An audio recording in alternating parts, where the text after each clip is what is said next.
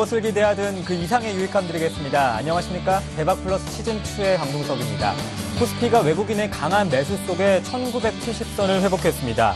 미국의 FOMC와 시리아 문제, 환율 하락 등 여러 악재들이 겹쳐져 있지만 코스피는 상승 쪽에 좀 무게를 두었습니다. 외국인은 오늘 5,400억 원 매수하면서 12거래일 연속 순매수를 하고 있는데요. 지난 12거래일 동안 외국인이 3조 6천억 원 코스피 시장에서 강한 매수를 보였습니다. 월요일입니다. 대박플러스 시즌2 함께해 주실 분부터 소개해드리겠습니다. 오늘은요. 샘플러스 나문우 멘토와 함께합니다. 안녕하십니까? 안녕하십니까?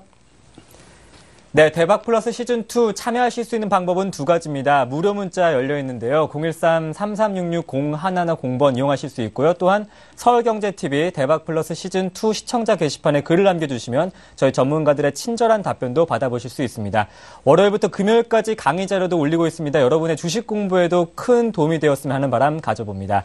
샘플러스 나문우 멘토와 함께하는 대박플러스 시즌2 본격적인 문을 열어보겠습니다.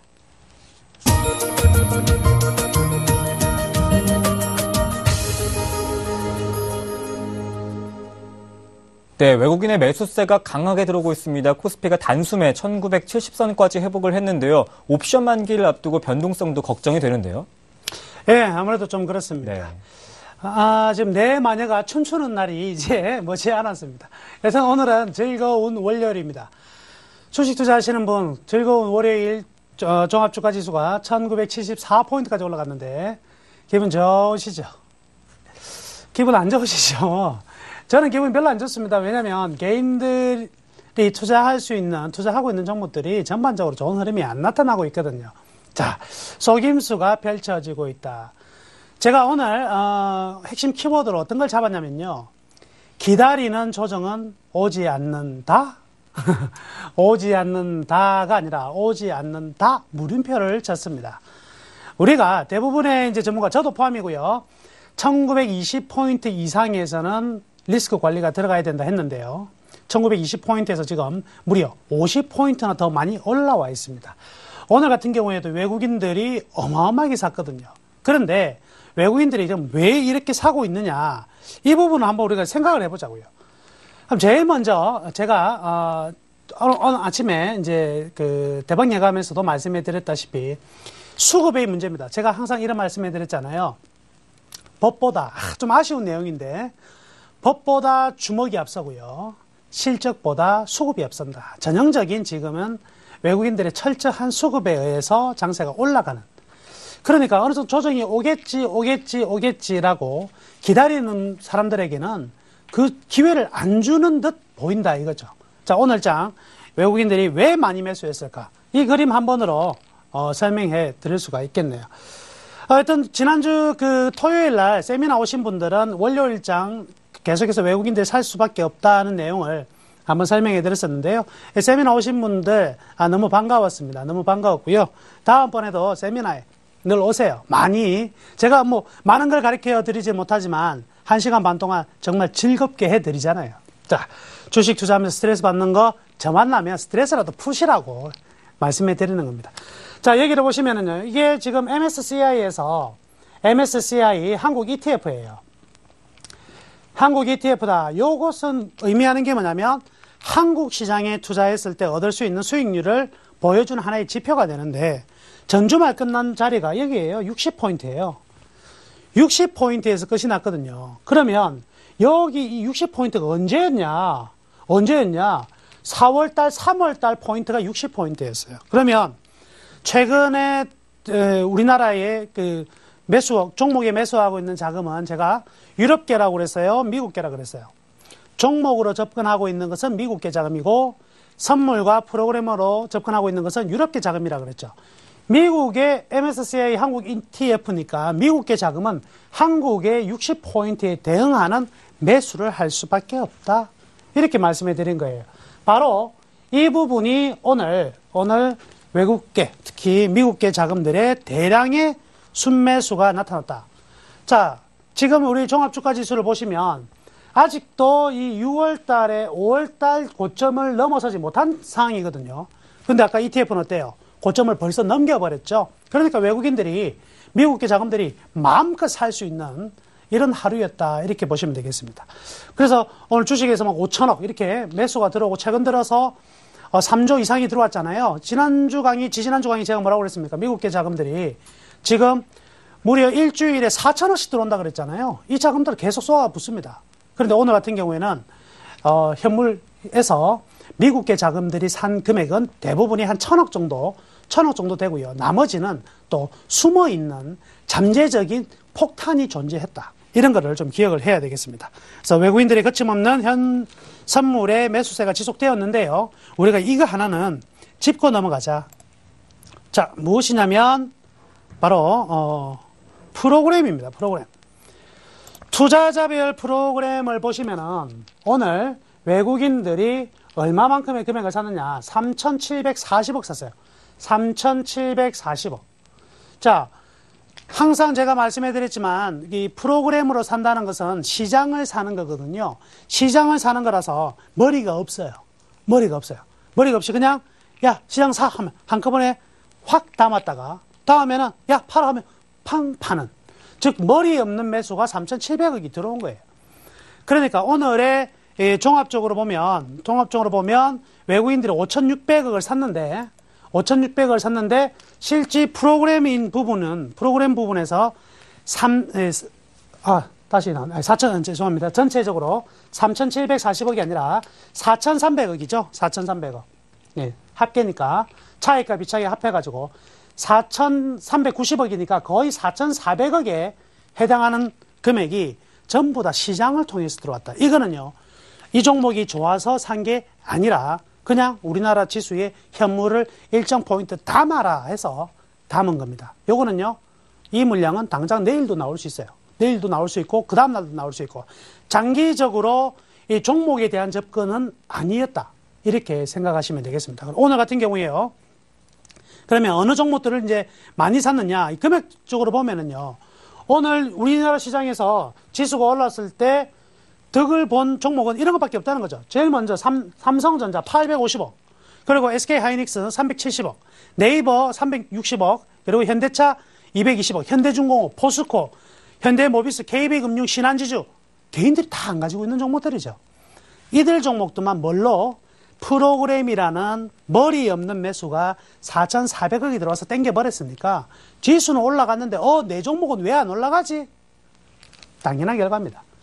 그러면 이제 의문이 남는 부분이 이제 생기겠네요. 그러면 왜 이 물량들을 계속 사면 이제부터 2,000포인트, 저한테 물어보는 사람들 대부분 이제 친구들도 그러고요.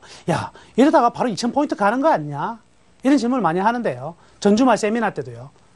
2,000포인트 가는 거는 아무런 문제가 되지 않습니다. 그렇지만 오늘도 올라가고 내일도 올라가고 그 다음에 올라가는 거 상관없다는 거죠. 그런데 반납을 해야 된다.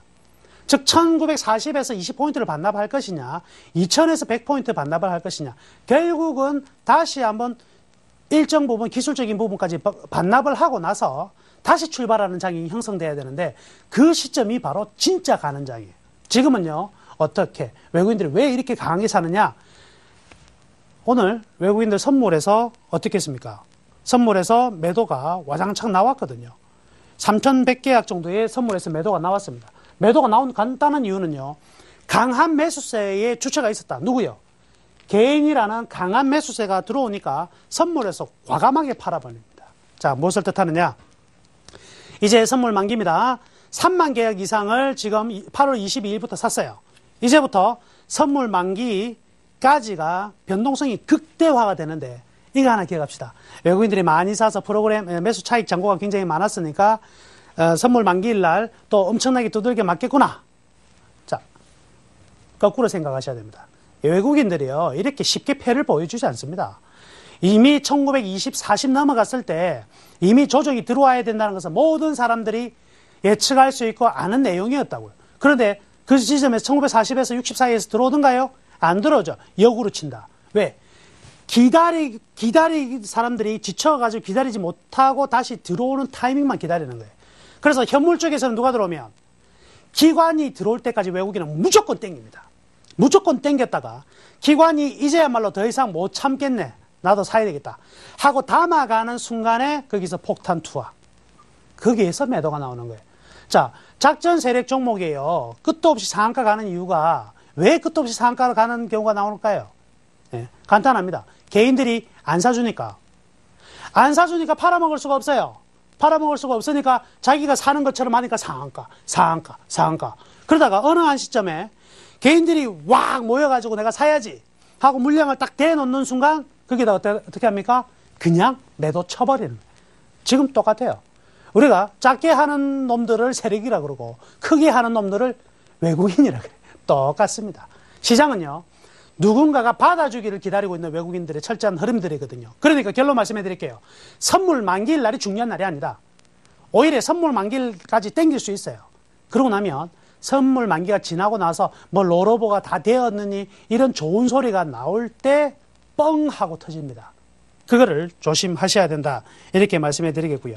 자, 그리고 오늘 강세를 보였던 종목들이 이제 조선주와 그리고 건설주 상당히 좀 강세를 보였습니다. 지난 토요일 날 제가 세미나 하면서 1시간 동안 시황하고 업종 2개밖에 이야기를 안 했거든요. 조선하고 건설 이야기를 했습니다. 우리나라 환율이 왜 떨어지느냐? 조선 건설의 수주가 많아져서 선물 환매도가 많이 나오기 때문에 환율이 떨어지고 있다. 즉 환율이 떨어지는 것은 좋은 내용을 가지고 떨어지는 거니까 여기에 대해서 신경 쓰지 마라 이랬는데 여기에 대한 강세가 나타납니다. 그렇지만 역시 마찬가지예요. 이들 종목들도 한 템포 쉬어가야 될 자리가 분명히 왔다. 그런데 좀 더 간다. 이런 데서 우리 개인 투자자분들이 있잖아요. 조정 오면 사야지 하는데 기다리는 조정이 와요 안 와요? 안 옵니다. 계속 가요. 도저히 안 되겠다 해서 내가 탁 잡는 순간 뭐예요? 평생 돌아오지 않는 가장 높은 가격은 어떻게 그렇게 잘 찾는지 정확하게 우리가 잡아가더라. 그렇죠? 기다리세요. 기다리고 지금 현금 가지고 있지 마라 그랬죠 제가. 항상 주식에 다 들어가라고요. 주식에 들어가되 주식의 어떤 방향을 달리 잡아야 돼. 민감주가 아니라 이제 다음 주 다다음 주 어느 정도 지수에 리스크가 생기면 어느 쪽으로 방어주 중심으로 포트를 좀 만들어둬야 돼. 그럼 나는 지금 현금 가지고 있는데 어떻게 할까? 예, 방어주로 들어가죠. 방어주 어떤 거예요? 뭐 대표적인 게 통신주라든지, 그죠? 통신, 유틸리티, 그리고 음식료 중에서 많이 떨어진 이런 종목들을 조금 가져가는 게 좋을 수밖에 없다. 이렇게 말씀해 드릴게요. 자, 코스닥은요. 코스닥은 이거 하나만 기억하시죠? 어떤 거냐면 오늘 하루도 코스닥은 마이너스가 나버렸어요. 외국인과 기관이 매도를 했는데 제가 지금 이때까지 교육한 부분에서는 없었지만 항상 말씀해 드리는 내용이 있습니다. 요거 하나 기억하세요. 저는 손절매를 할 때 2가지 기준에 의해서 손절매를 합니다. 어떤 사람들은 나는 마이너스 5% 오면 손절매, 마이너스 10% 오면 손절매 이런 사람들이 있는 반면에 저는 손절매가 기준이 2개인데요. 하나가 뭐냐면 펀더멘탈의 붕괴예요. 즉 이 회사 실적이 이렇게 좋게 나올 것으로 기대하고 달려갔는데 실적이 급격히 안 좋게 나왔다. 그러면 방향을 바꿔야 됩니다. 손절. 또 대표이사나 뭐 기업 내에서 어떤 사고가 터졌다. 그러면 손절. 이게 펀더멘탈의 이상이고요. 또 두 번째가 뭐냐면 주수급의 붕괴가 일어났을 때 손절합니다. 즉 어떤 종목의 주수급이 이때까지 이 종목을 먹여 살려온 주체가 외국인이었다. 그런 종목에서 기관이 매도를 한다? 걱정 안 합니다. 저는. 그게 10% 떨어졌다? 걱정 안 해요. 왜? 주수급은 누구냐? 외국인이었다면 누가 때려야 된다? 외국인이 때려야지만 손절해요. 기관은 주수급이 아니라 부수급이죠. 그쪽에서는 다시 언제든지 나갔다가 들어올 수 있다 이거죠. 지금 최근에 코스닥이 어떻습니까? 코스닥의 주수급은 올해 2013년 들어서 외국인과 기관이었어요. 외국인과 기관이었는데 기관과 외국인들이 수급이 전부 다 어떻게 깨지고 있죠. 즉 어떤 상황입니까? 코스닥의 주수급이 붕괴가 일어난 상황입니다. 그래서 코스닥의 주수급이 붕괴됐다면 떠나야죠. 그래서 코스닥을 띄워두고 거래소로 옮겨가는. 그리고 코스닥이 약한 취약점이 하나가 있는데요. 거래소에 저가 대형주가 움직이기 시작하면 코스닥 매매가 확 떨어집니다. 삼성전자가 가는 거는 코스닥하고 상관이 없어요. 그렇죠? 어차피 코스닥 팔아 삼성전자 살 사람이 없으니까. 그런데 어떤 거요? 저가 대형주, 2만 원짜리, 3만 원짜리, 조선주, 건설주, 증권주 이런 것들이 움직이기 시작하면 코스닥의 매매가 줄어들어서 거래소로 확 이전하는 현상이 발생하는데 지금 바로 이제 그런 상황인 것 같습니다. 그래서 당분간은 좀 코스닥이 좀 탄력이 좀 둔화될 것인데요. 중요한 것은 이 선물 만기 날이 아니라 그 전후의 큰 변동성에서 충격은 코스닥도 같이 받는다는 거죠. 안타깝습니다. 오르지 못한, 제가 항상 이런 얘기 하는데, 오르지 못한 종목이 떨어질 땐 제일 많이 떨어져요. 지금 그런 장세가 나타날 가능성도 충분히 있다. 자, 방어주 쪽으로의 포트폴리오 계속적으로 좀 만들어 가자.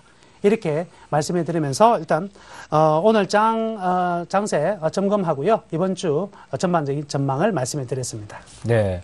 외국인이 강하게 매수세가 들어온 지금 시점에서 오히려 옵션 만기 후의 변동성을 대비해보자 이렇게 조언해 주셨습니다. 이제 포트폴리오 점검을 해보고 싶은데요. 지난 시간 다시 담았던 에코프로 현재 수익률이 2.4% 정도입니다.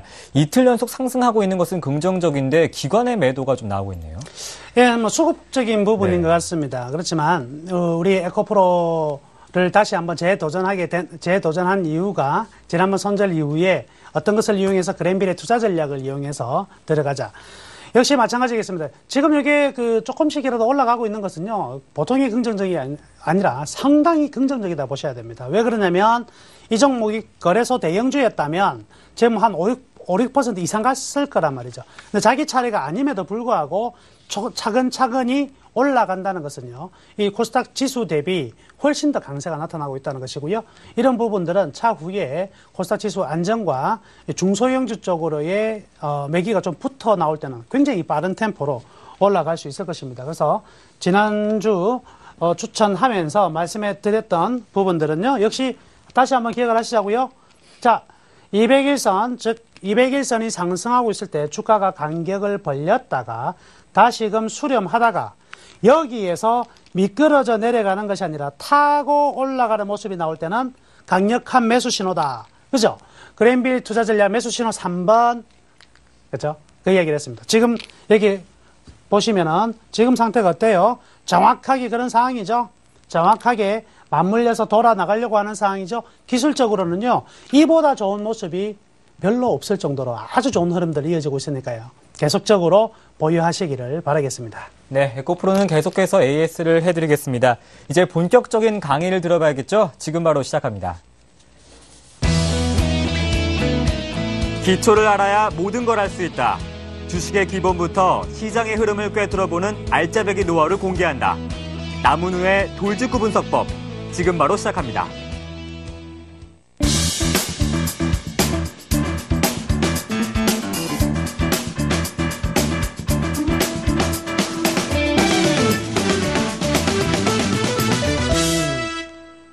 네, 대박 플러스 시즌2 남은우 멘토와 함께하고 있습니다. 오늘 또 한 번의 관심 종목 설정해 주신다고 하니까요. 끝까지 채널 고정 부탁드리고요. 오늘 기업 공시 방법에 대해서 배워본다고요? 예, 그렇습니다. 대부분의 투자자분들이 네. 차트 공부를 정말 많이 하는데 종목은 절대 차트 가지고 움직이는 게 아닙니다. 기업은 그 가치로 의해서 주가를 보여주는 거고 그걸 가지고 수익을 내는 것이거든요. 그러니까 우리 너무 기술적 분석, 차트, 그림 공부만 하지 마세요. 회화 공부만이 있는 것이 아니라 정말 이 기업의 주가가 어떻게 나오기 위해서 어떻게 판단해야 될까? 이런 부분이 가장 중요합니다. 일요일 날, 제가, 6시간에 걸쳐가지고요, 워렌 버핏이 어떻게 적정 주가를 구하는가에 대해서 교육을 했었어요. 그래서 네 분의 어떤 신청자가 계셔가지고요, 6시간 동안 제가 가열차게 교육을 시켜드렸는데요. 끝에 부분에서요, 제가 만드는 모듈에 의해서 적정 주가가 탁 도출될 때요, 그 쾌감은요, 이럴 수가 없습니다. 바로 그거죠. 우리가 차트를 줄 긋고 나니까, 또는 일목균형표 보니까 주가가 얼마가 가더라. 이런 문제가 아니라, 이 기업의 현재의 수익과 자산과 운전자본과 안전마진과 이런 것들이 다 통합되어서 딱 나오는 주가, 금액으로 딱 지키는 주가. 얼마나 매력이 있습니까? 그렇죠? 이런 식의 투자를 이제는 해야 될 때가 있다. 워렌 버핏은 이런 얘기를 했습니다. 한국은 가치 투자하기가 정말 좋은 나라다. 그와 맞춰가지고, 또 하나, 기분 좋은 거는요, 우리나라가 지금 IFRS 체제로 이 회계 공개 방법을 바꿨다는 거죠. 이거는 굉장히 의미 있습니다. 투자자들한테는 엄청난 기회가 있고요. 이제 여러분들은요, 머릿속에서 버려야 될 게 하나 생겼어요. 아직까지 구시대적 유물은 PER을 가지고 주가를 논한다. 천만의 말씀입니다. 언제적입니까?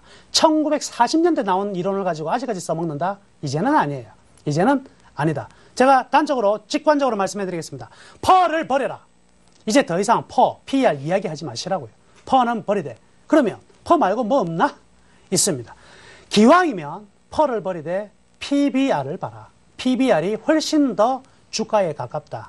이거 하나만 기억을 하십시오. 그래서 이제는 퍼는 버리셔야 될 텐데 그걸 아직까지 퍼가 뭐냐 이 공부를 하려고 한다.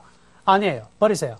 PBR은 굉장히 아직도 쓰임새가 많아요. 그 다음에 이제 워렌 버핏의 적정주가 구하기가 가장 쓸모가 있는 부분이지만 요거까지는 내용이 좀 힘든 부분이 있고 시간이 많이 들어갈 겁니다. 그래서 여러분들한테 좀 쉽게 설명하기 위해서 PBR을 이용해서 나중에 적정주가를 구하는 방법까지는 제가 이 대박 플러스를 통해서 여러분들께 가르쳐 드릴 겁니다. 그러고 나면 여러분들이 배우고 나면 이제 엄청난 기쁨을 누릴 수가 있어요. 어떤 기쁨을 누리느냐. 차트라는 거 하나도 없이 이 회사의 적정주가 얼마 빵 하고 나오는 거예요. 얼마나 기쁘겠습니까? 여러분들이 가진 종목, 많은 주고 산 종목이 있는데, 여러분들이 이 대박 플러스 시간을 통해서 열심히 배웠다. 그래서 적정주가를 한번 딱 구해보니까, 얼마가 나오냐면, 14,000원이 나오더라. 지 아무리 장이 흔들리고 종목이 떨어져도 걱정 안 하고 들고 있을 수가 있다. 이게 바로 무기입니다. 이게 무기. 그래서, 난이도가 높은 워렌 버핏까지는 들어가지 않더라도요, 여러분들에게 이렇게 맛을 보여주고 바로 좀 쉽게 설명할 수 있는, 쉽게 이용할 수 있는 것까지는 들어가기 위해서 제가 오늘 첫 번째 시간을 가져봤습니다. 이제 그림 공부만 그만하시고, 그림 공부만 하러 다니지 마시고, 이제 제발 숫자 공부 좀 하자. 숫자 공부 좀 하자. 그리고 글자 공부 좀 합시다. 자, 제일 먼저, 우리 그 공시라는 제도가 있는데, 이 공시를 확인 안 해요. 그래서 일반 개인 투자자분들이 주식 투자하면서 공시는 안 보고 맨날 뭐만 본다? 뉴스만 본다. 그리고 TV 방송만 본다? 이거 뭐, 우리 서울경제TV, 이거는 계속 보셔야 돼. 왜? 저 때문에 계속 보셔야 되고요. 다른 TV, 뭐, 온갖 TV 다 틀어놓고, TV 많이 보고 신문 많이 본 사람 순서대로 계좌가 깨집니다. 그러니까 그 시간을 할애해서 우리가 좀 더 공부를 좀 하자, 공부를. 예. 제일 먼저 공시, 기업이 말을 하는 거예요. 나 이렇다 저렇다 나 좀 봐줘라고 하는 게 공시인데 나 좀 봐줘 해서 가르쳐 주는데 아무도 안 봐. 그게 현실이죠. 공시를 확인해야 된다. 그럼 공시 어디서 확인하느냐? 여러분들 HTS에서 보면 공시 확인하는 데가 바로 있고요. 그 다음에 dot.fss.or.kr에서도 바로 공시를 볼 수가 있어요. 여기 아니면 예를 들어서 저는 지금 대신증권을 사용하고 있는데요. 대신증권에서 어떤 거를 치든지, 자, 이 볼게요. 여기에서 기업을 쳤다. 기업을 치면 여기에서 기업 말고 전자공시라는 게 있어요. 전자공시라는 걸 치면 똑같이 나오죠. 그래서 이게 뭐라 나옵니까? 다트 나오네. 그러니까 이 다트라는 사이트 들어가서 직접 봐도 되고 아니면 그냥 HTS 사용해도 되는구나. 사용하시면 됩니다. 공시를 왜 봐야 되느냐? 여기에 다트나 어떤 공시를 열게 되면 여기에 기업들이 이야기하려고 하는 것들이 다 나와요. 자, 첫 번째 어떤 것들이 나오느냐? 이런 게 나옵니다. 정기 공시에서 1년에 4번 무조건 공시해야 되는 게 4번이 있어요. 그게 뭐냐면 분기 보고서, 매 분기 실적 보고서죠. 그 다음에 반기 보고서, 그리고 1년 단위로 하는 사업 보고서. 나 돈 이만큼 벌었어. 내 호주머니에 이만큼의 돈이 있어. 내 돈이 어느 정도 나갔다 얼마 들어왔어. 이런 것들을 다 보여준다고. 기업의 살림살이를 다 보여주는 거죠. 그리고 주요 상황 보고서. 이런 것도 중요합니다. 왜? 지금 이게 예를 들어서 삼성전자인데, 이 삼성전자 같은 경우는 좀 크게 문제가 없겠지만은 여러분들이 코스닥 종목들을 갖다가 매매한다 생각하시면 여기 이런 게 나온단 말이죠. 임원, 주유, 주주, 특정 증권 등의 소유 상황 보고서. 이게 뭐냐면 임원이나 뭐 1% 이상, 5% 이상 주식을 보유하고 있는 집단이 현재 주식의 숫자가 얼마큼 변했느냐를 보여주는 거예요. 이거 안 보고 있다가는 어떻게 돼요? 대주주가 왕창 팔았다든지, 기존에 한 5% 가지고 있던 주주가 팔았다든지, 이걸 모르고 있는 거예요. 주가가 왜 떨어지지 이러고 있다고. 어떻게 봐야 된다? 이런 걸 잘 봐야 되죠. 임원, 주주, 특정 증권 등의 소유 상황 보고서. 누가 얼마만큼 팔았느냐. 이런 것도 중요하다. 또 어떤 것들이 있냐면, 이런 것도 있어요. 뭐 발행 공시라는 것은 뭐 채권을 발행한다든지 또는 뭐 유상증자, 무상증자, 뭐 BW 이런 거에 대한 내용 나오고요. 지분의 변동. 전혀 아닌 별로 없었던 그 주주가 있었는데 갑자기 국민연금이 들어오면서 5% 이상을 넘겼었다. 뭐 이런 부분에 대한 내용도 나옵니다. 여기에서 덧붙여 가지고 제가 여러분들께 말씀해 드리고자 하는 것은요. 이겁니다. 꼭 보자는 것은 정기 공시. 반드시 봐야 됩니다. 실적이니까 실적을 요걸 볼 줄 알아야 돼요. 두 번째가 바로 임원, 주요 특정 증권 등 소유 상황 보고서. 요것도 반드시 봐야 돼요. 세 번째, 아주 재밌는 거. 코스닥 소형주 투자하시는 분들은 반드시 기억하세요. 임원, 감사 또는 이사, 중도퇴임 이런 걸 잘 봐야 돼요. 이런 거요. 예? 임원이나 감사, 대표이사 변경은요, 뭐 항상 뭐 그냥 뉴스에도 나오는 거니까 상관없는데, 감사 이사의 중도퇴임 안에 내용 보면 일신상의 이유, 항상 이랬죠. 일신상의 이유. 그런데요, 항상 수상한 기업들은 감사나 이사가 중도에 퇴임한다. 이걸 기억하셔야 돼요. 감사가 갑자기 이번에 들어왔는데 1년도 안 돼가지고 그만둔다. 냄새 나는 기업이에요. 감사가 갑자기 그만두고 이사가 그만둔다. 뭔가 좀 빠져나가려고 하는 그런 부분이 있습니다. 그래서 감사 이사의 중도 퇴임 이런 내용들은요, 반드시 확인하셔야 돼요. 아, 뭔가 좀 이상이 생길 수가 있다. 이런 거를 꼭 기억하시길 바라겠습니다. 자, 그 다음에 여기에서 아까 사업보고서, 반기보고서, 분기보고서를 클릭하게 되면 우리가 뭘 보자고 하는 거냐면 바로 재무제표라는 걸 보자고 하는 거예요. 재무제표. 아, 이거 다 진짜 재무제표 이야기만 나와도 이제 머리가 지근지근한다. 채널 돌리고 싶죠? 돌리지 마세요. 저만큼 쉽게 강의하는 사람 별로 없습니다. 여러분들이 제 강의를 듣고 이해 안 되고 하면 다른 어떤 사람의 강의도 이해가 안 될 거예요. 그 정도 저는 쉽게 가르치니까 그냥 한번 들어보세요. 아, 남원장한테 쏘갔다 생각하시고 그냥 한번 들어보시라고. 들으면 압니다. 들으면 알게 돼요. 자, 재무제표라는 게 있는데 이게 뭐냐면 일정 시점에서 기업의 자산, 부채, 이 회사의 돈이 얼마고, 돈하고 이렇게 이런 컴퓨터가 있는데 이런 것들이 뭐 있냐 이거지. 이게 바로 자산, 부채 및 자본 상태. 요거를 컴퓨터를 살 때 뭐 가지고 샀느냐, 돈 빌려서 샀느냐, 네 돈으로 샀느냐 이거죠. 이런 것들을 보여주는 게 바로 대차대조표라고 합니다. 과거에 이제 대차대조표예요. 이게 지금 이제 바뀌었어요. 그 다음에 일정 기간 동안의 기업의 수익. 자, 컴퓨터 가지고 이런 거 가지고 너 1년 동안 뭐 했어? 돈 벌었어. 그래? 얼마 벌었어? 비용. 수익과 비용, 손익 등을 보여주는 손익계산서. 이런 것들이 들어가 있는 게 바로 재무제표입니다. 그럼 재무제표가 여러 가지가 있어요. 뭐 자본 변동표도 있고 뭐 여러 가지가 있는데 거기에서 우리가 중요시 생각해야 될 거는 딱 세 가지만 보자. 세 가지만 끝납니다. 그리고 여러분들한테 제가 여러분들을 회계사로 만들 능력도 안 되거니와 그렇게 만들고 싶은 욕심도 없어요. 우리는 누구냐면 우리는 이 재무제표를 보는 이유가 목적은 하나죠. 여러분들하고 저하고 재무제표를 보는 이유는 뭐 때문에 봅니까? 돈 벌려고. 뭐 해가지고 주식 투자해서 돈 벌려고 하는 거죠. 그게 필요한 내용들만 이야기할 겁니다. 필요한 이야기들만 할 거니까 그것만 기억하시면 돼요. 자, 그래서 반기보고서, 사업보고서랑 딱 치게 되면 여기에서 우리가 여러분들은 이 정도는 보셔야 돼요. 이 회사 뭐 하냐 이거? 사업의 내용이라는 게 있다. 이 회사의 내용. 뭐 하는 회사지 하고 여기 클릭을 해보면은요. 여기에 이 회사에 모든 제품과 매출액이 어디서 나오고 자기들이 예를 들어 삼성전자다. 그러면 휴대폰 사업부가 어떻고 저떻고 반도체 사업부가 어떻고 저떻고 이것뿐만 아니라 요것들이 가지고 있는 위험은 어떻고 저떻고 요건 앞으로 이렇게 될 것이고 저렇게 될 것이고 한 내용이 싹 다 들어가 있어요. 싹 다 들어가 있어요. 애널리스트는 뭐 하면 되는지 아세요? 요것만 읽으면 돼. 애널리스트는 요것만 읽어도 어마어마하게 유식한 것처럼 보이듯이 여러분들이 요거를 읽어봐.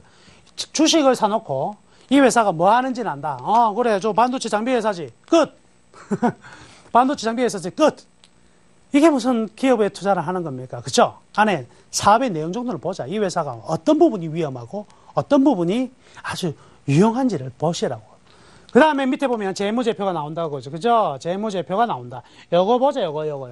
이게 제일 중요하니까. 돈 잘 벌고 있는지, 이 회사 부도 안 나는지, 두 개는 봐야 될 거 아니에요. 첫 번째, 부도 나면 안 될 것이고, 두 번째, 돈 잘 벌어야 될 거 아니에요, 기업이. 어디 자선단체도 아니고 맨날 돈 뿌리고 다니면, 이게 되겠습니까? 그죠? 기업의 두 가지. 그런데, 가장 이 IFRS 지금의 회계하에서 제일 중요한 게 하나 등장했어요. 과거에도 좀 중요한 부분이었지만, 지금은 훨씬 더 중요한 게 하나 생겼네. 그게 바로 뭐냐? 첨부 파일에 이런 게 있습니다. 주석. 네. 김일성이 말고, 주석 이런 게 있다. 주석이 이제는 굉장히 중요합니다. 굉장히 중요한 게 바로 주석. 주석 어디 볼 수 있나? 이게 첨부 선택에 클릭을 딱 하면 주석 볼 수 있는 란이 생겨요. 요거까지 보면 여러분들은 이미 프로다. 이미 일반 개미 투자자에서는 떠났다. 이제 한 단계 어떻게? 전문가, 프로로 갈 수 있는, 이제 칼을 하나 들기 시작한 거예요. 지금까지 전부 다 뭐, 몽둥이 들고 이렇게, 이 전쟁이 나왔단 말이에요. 이 주식 시장에 이 험난한, 남들이 핵폭탄 가지고 싸우고 있는데 몽둥이 들고 나왔거든. 안 되죠? 이 정도만 보면 이제 여러분들은 총 한 자루는 준비를 하셨어요. 이제 전쟁 때 좀 나가볼 만하잖아요. 이 정도는 기본적으로 하셔야 돼요. 자, 여기입니다. 주석이라는 것을 보면 여기에서 이렇게 볼 수가 있습니다. 그래서 재무제표, 주석에 이제 필요성 해놨는데, 지금요, 이런 게 있어요. 과거, 이제 우리 무슨 데이터들이 보면, 대차 대조표나 손익계산서나 이런 것들을 보면 뭐는 얼마 쭉 이게 정말 많았어요. 정말 많으니까 한 번에 보기는 힘들어요. 대신에 그것만 보면 다 알아. 다 알 수가 있었거든요. 근데 이걸 갖다가 IFRS를 확 줄여버렸습니다. 확 줄여버렸다고. 그러니까 숫자로 보기에는 너무 쉽죠. 숫자로 보기에는 너무 쉬운데 거기에 대한 상세한 내용을 볼 방법이 없어요. 그 방법을 어디다 표기했느냐? 바로 주석에 넣어놨습니다. 그래서 IFRS 회계하에서는요, 지금 현재입니다. 현재 이제부터 올해부터 본격 시작됐죠. 계정 과목 수가 상당히 많이 감소됐다. 계정 과목이 굉장히 많이 줄었어요. 그러다 보니 또 이게 개인들의 입장, 우리들이 보는 입장이 아니고 기업의 입장에서 자의적으로 어떤 계정 과목을 넣을 수도 있고 뺄 수도 있고 막 이렇게 만들어놨단 말이죠. 그러다 보니까 투자자의 입장에서는 상세한 내용을 파악할 수가 힘들어요. 근데 그걸 어디서 파악해야 된다? 바로 주석을 통해서 파악할 수밖에 없다. 그래서요, 우리가 주석을 통해서 이 기업의 재무 상태를 상세히 한번 파악해 볼 수 있다. 이 정도는 알고 가시자고요.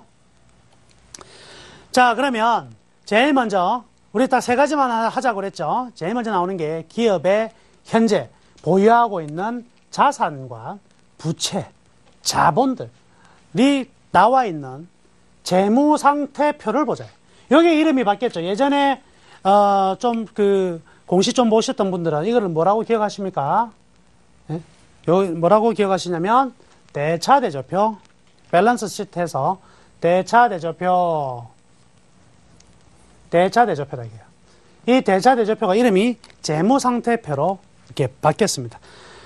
그래서 여기에는 이제 어떻게 되어 있냐면 반을 뚝 잘라가지고, 실제로 반은 잘려 있는 건 아니고요. 이렇게 되어 있어요. 이렇게 자산이 먼저 나와 있고, 그 밑에 부채가 나와 있고, 그 밑에 자본이 나와 있어요. 일렬로 쭉 나와 있는데, 우리 편하게 반 뚝 잘라서 보자. 왜? 왼쪽 거 자산은 자산의 합이나 부채의 합과 자본의 합을 더한 것이나 같거든요. 이 두 개가 항상 같단 말이죠. 그렇게 해서 자산, 이 회사의 자산은 무엇이냐를 보여주는. 첫 번째, 현금 및 현금성 자산. 너 돈 얼마 들고, 나 돈 얼마 있고 예금이 얼마 있다. 그리고 매출채권, 돈 받을 거 있다, 없다. 그리고 우리는 어떤 장비가 어느 정도 있다. 나는 어디에 투자한 부분들이 있다. 우리 자회사가 어떤 것들이 있다. 그리고 나는 부동산도 있다. 또는 특허권도 있다. 뭐 이런들의 내용들이 내가 가지고 있는 바로 자산이 쭉 표기가 돼요. 근데 자산이 표기될 때 어떻게 표기가 되냐면 돈으로 만들기 제일 쉬운 것들이 일반적으로 제일 위에 올라갑니다. 이것도 사실은 기업이 마음대로 바꿀 수가 있어요. 요즘에는, 예전에는 못 바꿨는데 지금 IFRS는 다 바꿀 수 있어요. 기업 자기 마음대로 할 수가 있다고. 근데 대부분의 경우가 제일 위에 돈, 현금 제일 먼저 넣어요. 현금화, 돈으로 만들기 제일 쉬운 것부터 위로 쭉 올려놔요. 이게 일반적인 유동성 배열법이라 그러는데 돈이 하여튼 제일 위에 있다. 그러면 이것도 하나 기억하셔야 돼요. 나중에 가르쳐 드릴 건데 돈을 많이 가지고 있는 기업은요, 주식도요, 만 원짜리가 아니에요. 만 원이 5,000원짜리가 될 수도 있고 만 원이 3,000원짜리도 될 수 있습니다. 이것도 차후에 배우시게 될 겁니다. 이쪽에는 이제 그러면 내가 이렇게 기계도 사고 뭐도 사고 돈도 있고 한데 이 돈 어디서 났냐 이거지. 어디서 났느냐? 빌렸다. 뭐 부채. 빌려가지고 요거 했다. 또 아니야. 우리 회사에 투자한 사람들이 있어. 자본. 투자한 사람들의 자본 이런 것들이 이제 들어가게 됩니다. 여기에서 과거하고 다른 게 하나가 생겼어요. 요것 때문에 이제까지의 주식을 평가하던 방법을 싹 다 바꿔야 되거든요. 지금은요, 이 50% 이상 지분을 가지고 있는 회사들의 자산과 부채는요, 이 모기업에다 다 때려 넣어요. 다 때려 넣습니다. 근데 이익은요, 다 안 때려 넣어요. 이익은 두 개로 탁 나눠버려요. 어떻게 나눈다? 지배 지분이라고 있고, 비지배 지분으로 두 개를 딱 나눠버립니다. 분명히 이 자산에는 내가 모회사, 삼성 같은 경우에는 자회사가 170개 있죠. 예, 자회사가 170개인가 될 겁니다. 그 회사들이 다 들어가 있어요. 삼성의 이 자산에는 삼성만 들어가 있는 것이 아니라 삼성이 자회사들이 170개가 다 들어가 있어요. 모회사 플러스 자회사가 다 들어가 있어요. 부채도 마찬가지예요. 모회사의 부채와 자회사의 부채가 싹 다 들어가 있거든요. 싹 다 들어가 있는데 자본만큼은 모회사하고 자회사를 딱 분리를 시켜놨어요. 자본만큼. 이게 나중에 또 어디와 분리를 시켜놨냐면 이익에서도 분리를 시켜버립니다. 그러다 보니까 이 이제까지 계산하는 방법, 여러분들이 알고 계신 조금 나는 그래도 재무제표 좀 볼 줄 알고 주가 재무 비율 분석 좀 한다. 나 퍼 좀 구할 줄 알아. 하시죠. 다 빵꾸야. 다 틀리는. 왜? 이런 부분이 바뀌어 있는데 이런 부분 바뀐 걸 전혀 인식을 안 한다는 거죠. 그냥 마구제비를 구한다. 증권사에서 보여주고 있는 그런 걸 하고 있다. 그게 아니라는 거죠. 그래서 대차대조표, 이 재무상태표가 첫 번째 나오는 부분이 될 것이고요. 자, 두 번째 돈 얼마 벌었느냐에 대한 이야기가 나옵니다. 이게 이제 손익계산서라고 손실과 이익의 요거는요 과거하고 뭐 거의 똑같다 이래 보시면 됩니다.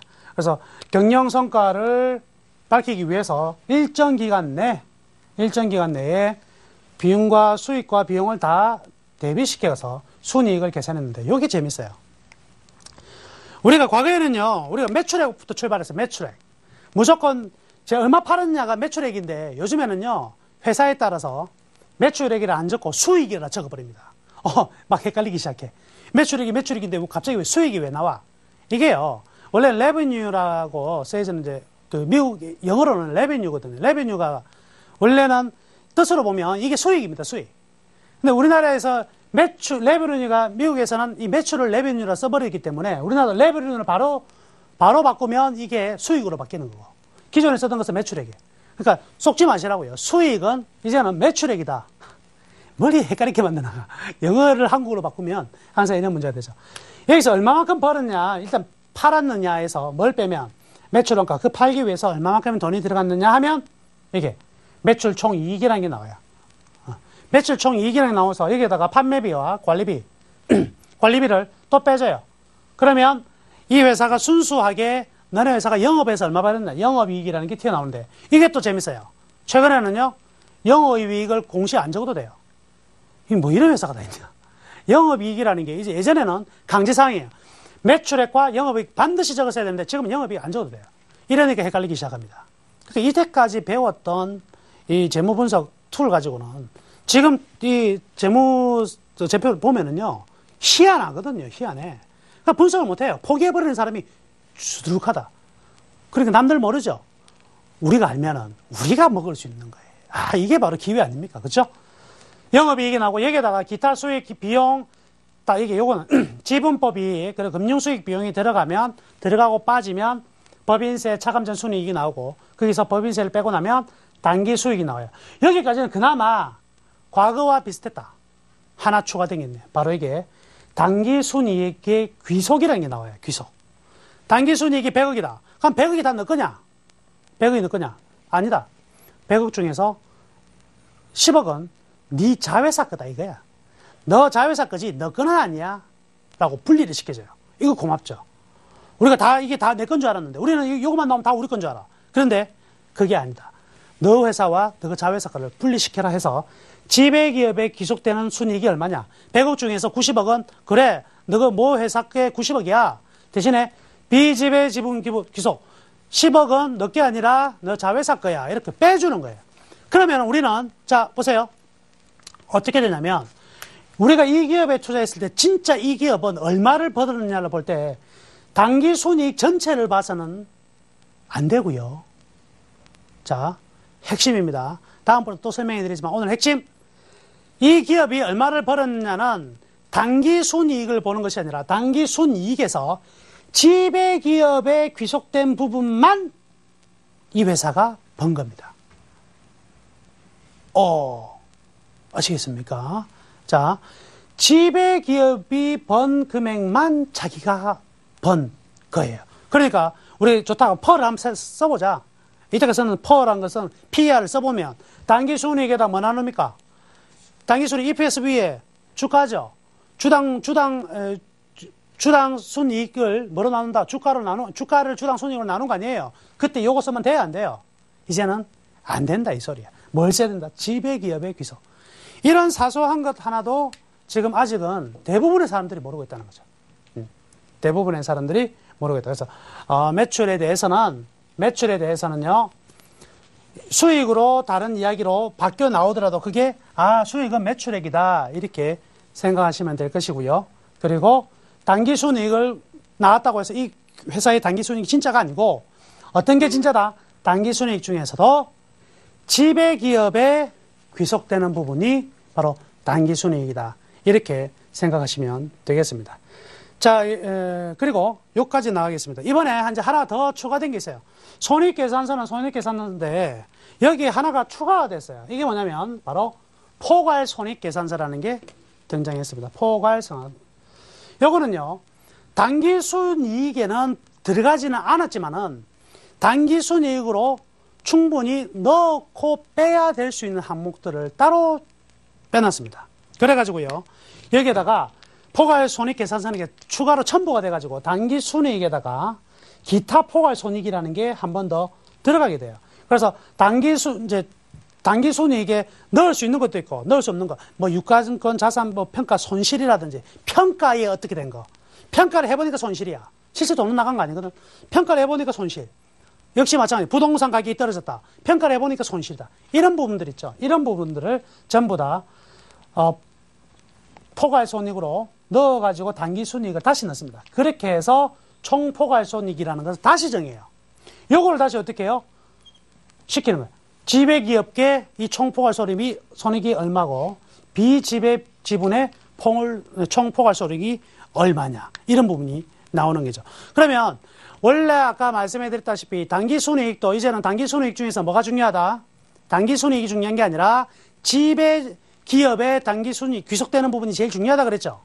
그러면 총포괄손익은 여기에도 어떤 것이 제일 중요하가 되는 거예요? 지배기업의 소유 지분이 제일 중요하다. 그런데 만약에 단기순이익이랑 총포괄순이익이 차이가 너무 많이 난다. 이럴 때는요, 어떻게 해야 됩니까? 이럴 때는 무조건 단기순이익 써서는 안 된다. 왜? 이 두 개가 별로 차이가 안 나면 그냥 단기순이익 쓰시면 돼요. 단기순이익이 어떤 거? 지배기업의 귀속분만 쓰면 되는데 차이가 너무 많이 벌어졌을 때는 총포괄손익이 왜 이렇게 차이가 많이 벌어지냐를 우리가 반드시 한번 좀 보셔야 돼요. 어디 가서 봐요? 어디 가서? 주석에 가서 본다. 주석에 가서 보면 이 회사가 갑자기 부동산 평가에서 엄청난 손해를 받았던가 뭐 이런 부분들이 막 튀어나온단 말이죠. 그럼 그걸 가지고 한 번 더 이런 내용이 있구나 라고 넘어갈 수가 있겠습니다. 그래서 오늘은 많이 나가면 머리 아프니까 일단 여기까지 나갈 건데요. 짧게 다시 한번 설명해 드리면 공시를 잘 확인해야 되는데 여기서 재무제표를 반드시 봐야 된다. 그래서 제일 중요한 부분은 재무제표 잘 보고요. 또 하나 뭐라고요? 임원하고 주요 주주가 팔고 살았는지를 보여주는 소유 상황 보고서, 이거 잘 보자. 두 번째 했죠. 세 번째 뭐 어떤 거? 이사 감사의 퇴임, 중도 퇴임. 요거 중요하다 그랬습니다. 요 세 개는 반드시 체크를 하시고요. 그 다음에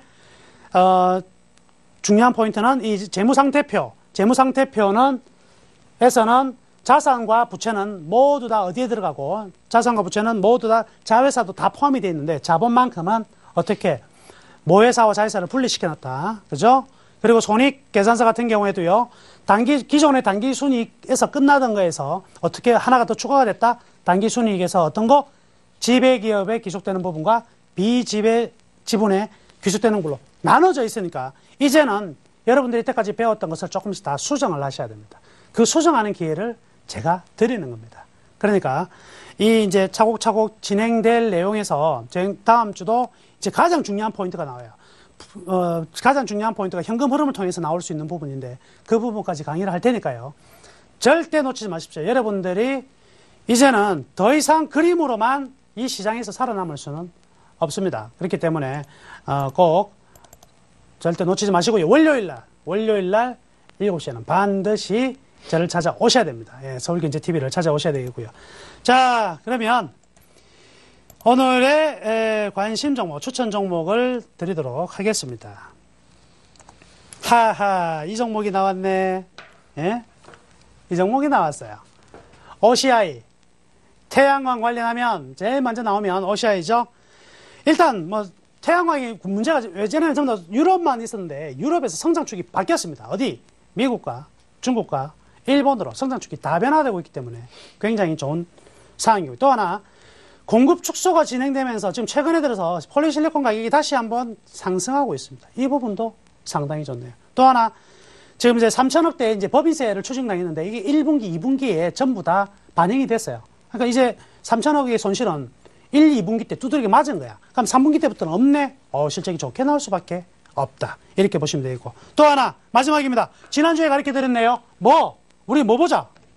그랜빌의 투자 전략. 그랜빌의 투자 전략 얘기했잖아요.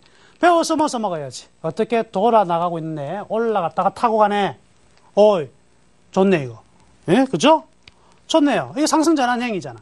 그러니까 OCI를 사보자. 기존에 OCI 가지고 계신 분들 머리 엄청 아프죠? 예, 뭐 거의 뭐 여름에 일사병 거의 뭐 그 단계까지 갔을 겁니다. 예, 이제부터는 보유하시기를 바라겠습니다. 자, 가격, 배수 가격, 현재 가격 16만 3천 원인데요. 조금만 싸게 삽시다. 한 3,500원. 애누리 좀 받는다 생각하고 16만 원에 매수를 하시자고요. 16만 원 매수하시고요. 1차 목표가는 전고점 부분 정도 잡으시면 되겠네요. 여기 정도 나오죠? 17만 5천 원 정도 1차 목표가 잡겠습니다. 그리고 손절가는요. 15만 원 깨지고 나면 아무래도 한 템포 쉬어갈 가능성이 있으니까요. 손절가는 한 15만 원 정도 설정하시면 되겠습니다. 모쪼록 좋은 수익 많이 내시기를 바라겠습니다. 감사합니다. 네, OCI를 관심 종목으로 설정해 보겠습니다. 오늘 강의해 주신 분은 샘플러스 나무누멘토와 함께했습니다. 고맙습니다. 네, 오늘 출연하신 나무누멘토의 무료 강의가 내일 오전 8시 30분부터 오후 3시 30분까지 진행됩니다. 여러분의 많은 관심과 성원 부탁드리겠습니다. 여러분의 성공 투자를 기원합니다. 대박 플러스 시즌2였습니다. 고맙습니다.